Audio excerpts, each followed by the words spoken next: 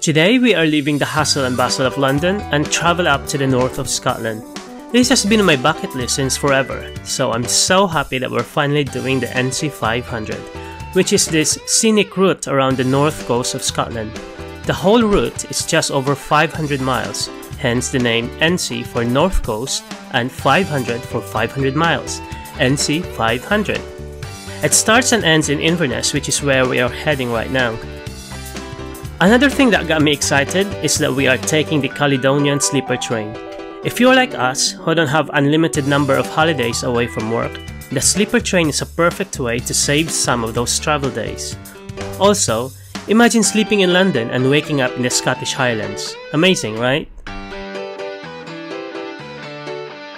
The Caledonian Sleeper offers 4 types of accommodation: the super expensive, the expensive, budget, and the cheapest. We picked the budget, which has bunk beds. The first thing you notice when you're boarding the train is that the corridor is really tight, so keep that in mind in case you have one of those massive luggages. The next thing you notice is that the room is really small, could barely fit 2 people, but we're only here to sleep anyway, so I'm sure we'll be fine.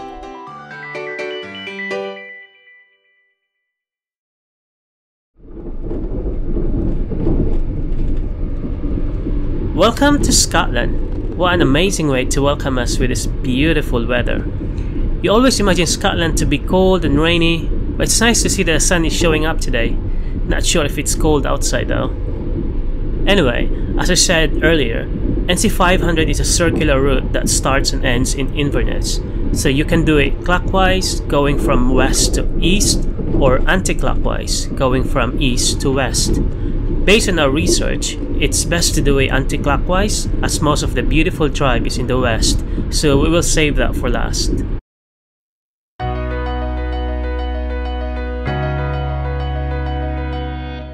After reaching Inverness, we picked up our rental car and we're off to our first stop. And the weather started to turn for the worst, but we can't do anything about that, so let's embrace the rain as part of our Scotland trip.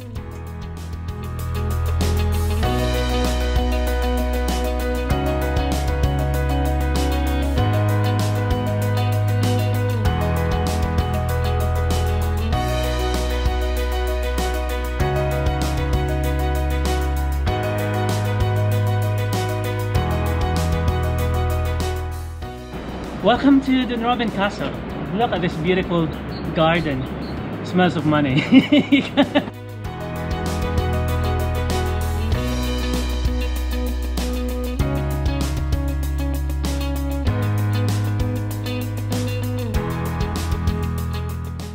It's the most beautiful castle I've ever seen in my life.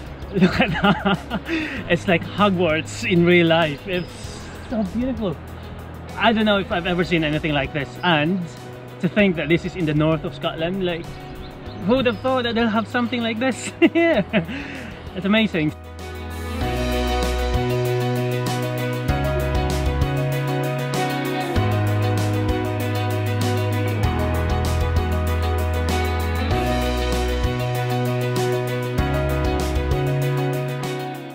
If you're ever in this part of Scotland, you need to visit Dunrobin Castle. Whether you're doing the NC500 or not, this should be in your bucket list.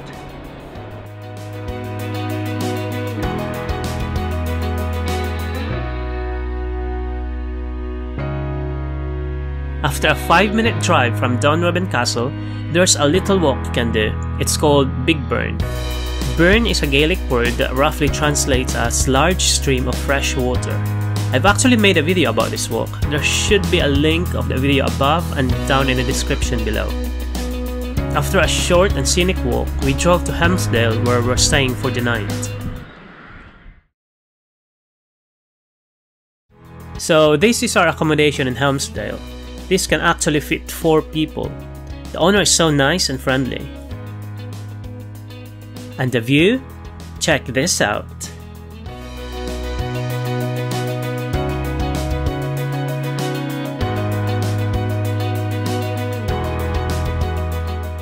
After breakfast, we are on the road again. The weather is glorious and the view is spectacular, so can't complain really.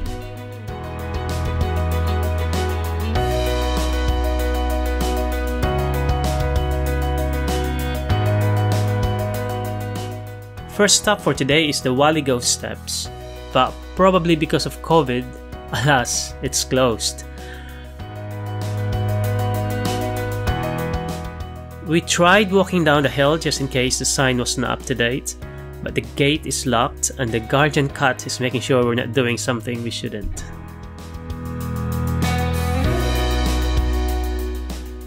On that note, we left and drove to our next stop, which is Jan o Groats, often mistakenly referred to as the most northerly point in mainland Britain. And if you're into running, there's actually an ultra marathon that starts here and ends in Land's End in Cornwall, covering about 860 miles, which is mental to think that a person can run that long continuously. Honestly, there's nothing special here apart from the shop that's open all year round.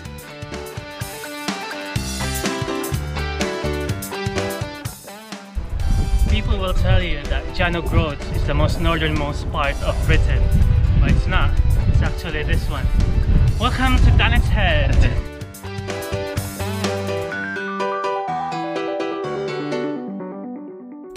As a tourist, there's not much to do here apart from saying that you've been here in Thanet's Head. Been here, done it.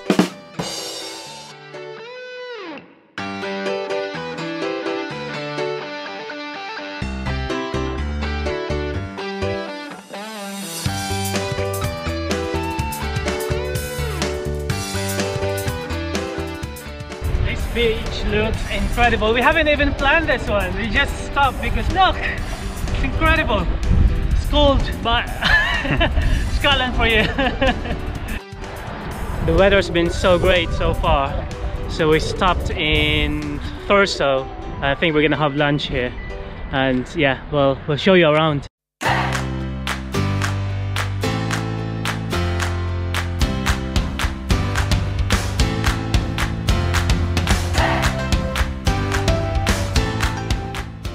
We're just walking around the town centre of Thurso. It's quite quiet today. Surprising because it's quite sunny. I would have thought everyone would be out and about.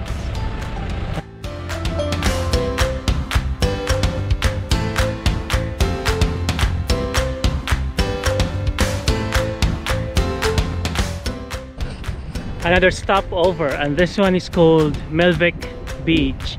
Obviously it's not that one, it's further down, but I thought I'd show this to you because it's incredible. I think the weather helps as well because it's so sunny. It's so weird. It was pissing down earlier, but it's all gone now. Say in Scotland that if you didn't like the weather, you just have to wait 10 minutes and it will change. And change it did. Welcome to Melvick Beach. There's no one here. So if you're doing the NC500, make sure you stop here.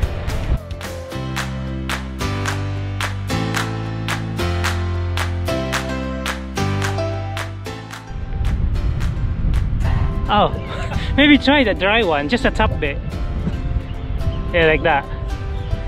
Go.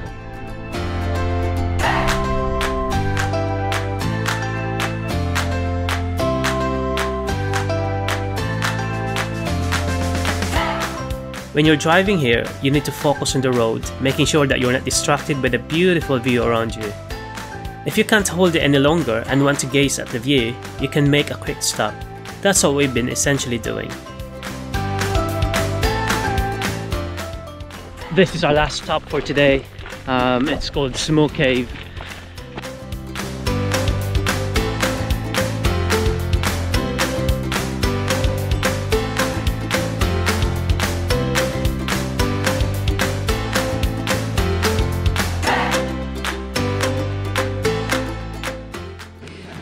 This is no Smoke Cave. It feels a bit eerie.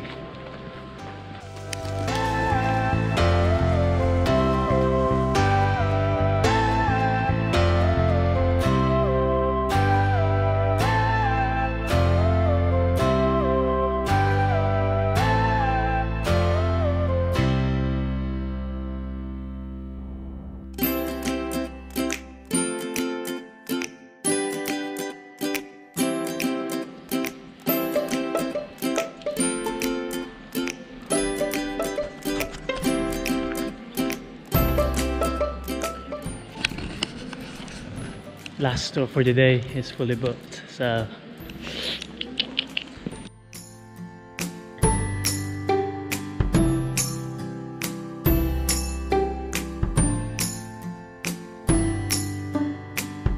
I think this is where I end the video for today. I hope you enjoyed it. If you do, click that like button. And if you want to see more amazing views, part 2 is coming up soon. Subscribe so you don't miss it. Kita kits!